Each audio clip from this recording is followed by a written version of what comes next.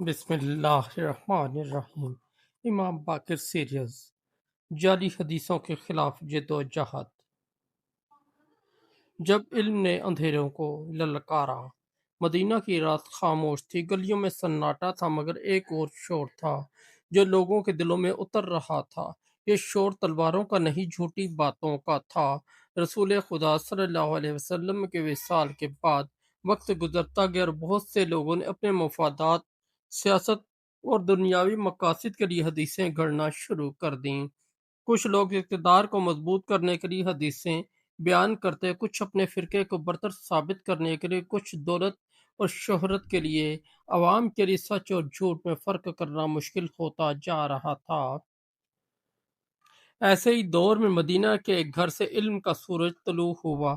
وہ گھر امام محمد باقر کا تھا۔ امام باقر کا زمانہ سیاسی انتشار، فکری اختلافات اور دینی تحریفات کا زمانہ تھا۔ بنو امیہ کی حکومت اپنی طاقت بچانے میں مصروف تھی۔ بہت سے درباری علماء حکمرانوں کی خوشنودی کے لیے دین کے نام پر جھوٹی روایات پھیلا رہے تھے۔ ایک دن ایک نوجوان مدینہ کی مسجد میں داخل ہوا۔ اس کے ہاتھ میں چند اوراق تھے اور لوگوں کو ایک حدیث سنا رہا تھا۔ لوگ حیرت سے اس کی باتیں سن رہے تھے۔ اتنے میں امام باقر وہاں تشریف لائے۔ امام نے نہایت سکون سے فرمایا، یہ روایت تم نے کس سے سنی ہے؟ نوجوان نے چند راویوں کے نام لیے۔ امام نے فرمایا، کیا تم جانتے ہو کہ ان میں سے بعض نے رسول خدا صلی اللہ علیہ وآلہ وسلم کو دیکھا ہی نہیں تھا؟ مجمع خاموش ہو گیا۔ امام نے فرمایا، جو شخص رسول خدا صلی اللہ علیہ وآلہ وسلم کی طرف سے ایسی بات منسوب کرے جو آپ نے نہ فرمائی ہو، وہ دین کو نقصان پہنچاتا ہے۔ یہی امام باقر کی جدوجہد کا آغاز نہیں بلکہ ان کی زندگی کا بنیادی مشن تھا۔ امام جانتے تھے کہ اگر جھوٹی حدیثیں پھیلتی رہیں تو آنے والی نسلیں اصل اسلام سے دور ہو جائیں گی۔ اس لیے انہوں نے تلوار نہیں اٹھائی بلکہ علم کو اپنا ہتھیار بنایا۔ مدینہ میں ان کا درسگاہ قائم ہوئی۔ لوگ دور دور سے آتے، سوال کرتے، روایتیں پیش کرتے اور امام ان کی تحقیق فرماتے۔ وہ راویوں کے کردار کو جانچتے، روایت کے متن کو قرآن کے مطابق پرکھتے اور پھر فیصلہ دیتے کہ کون سی حدیث صحیح ہے اور کون سی جھوٹی۔ ایک مرتبہ ایک شخص نے ایک روایت بیان کی جس میں اللہ تعالیٰ کے جسمانی صفات بیان کی جا رہی تھیں۔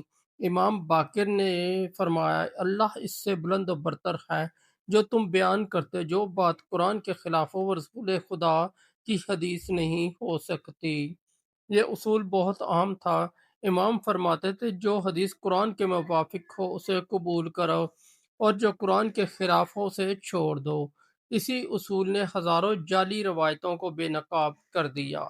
امام کے شاگردوں میں سے بعض ایسے علماء پیدا ہوئے جنہوں نے بعد میں علم حدیث کو محفوظ کیا۔ ان میں جابر بن یزید جعفی، محمد بن مسلم، زرارہ بن عین اور ابو بصیر جیسے نام شامل تھے۔ یہ لوگ امام کے پاس بیٹھتے، ہر لفظ لکھتے اور دوسروں تک پہنچاتے۔ امام باقر صرف روایات بیان نہیں کرتے تھے بلکہ لوگوں کو تحقیق کا طریقہ بھی سکھاتے تھے۔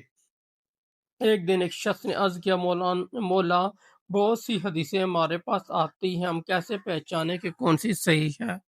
امام نے فرمایا، انہیں کتاب خدا پر پیش کرو۔ پھر فرمایا، اگر وہ قرآن کے مطابق تو لے لو اور اگر مخالف ہو تو چھوڑ دو۔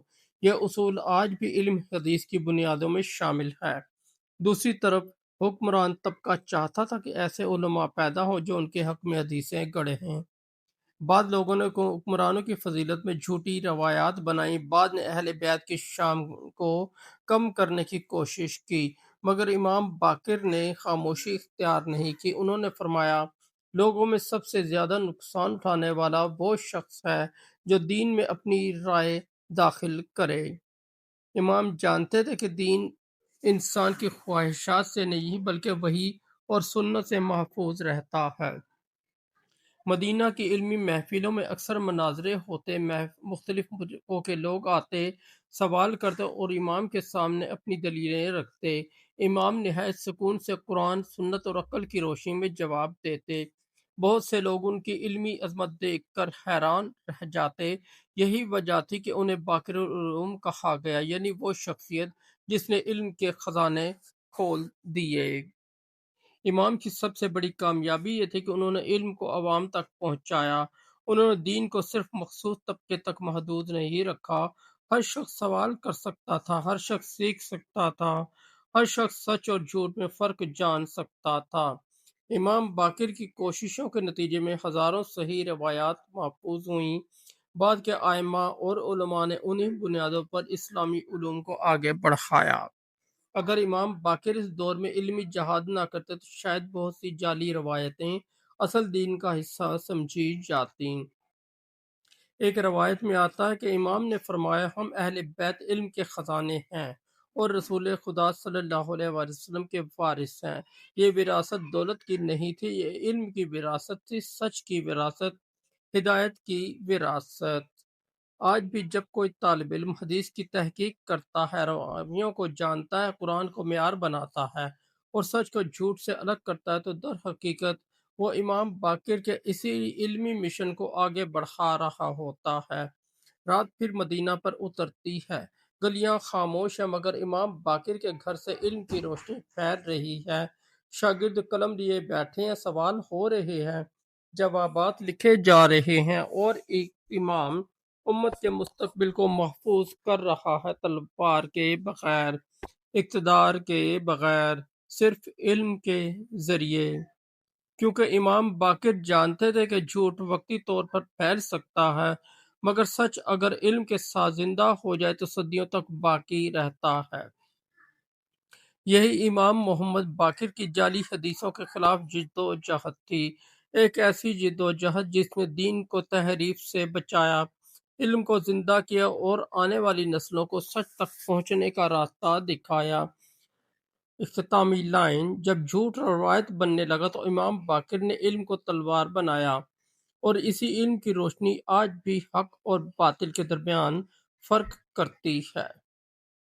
دوستو، اگر آپ کو ہماری سٹوری اچھی لگی تو ہمارے اس چینل کو سبسکرائب کر دیں، اس ویڈیو کو لائک اور دوستوں کے ساتھ شیئر کر دیں، اور ہمارا دوسرا چینل ہے روشنی ہدایت، اس پر بھی ضرور وزٹ کریں، اس پر آپ کو بہت اچھی اسلامی سٹوریاں ملیں گی۔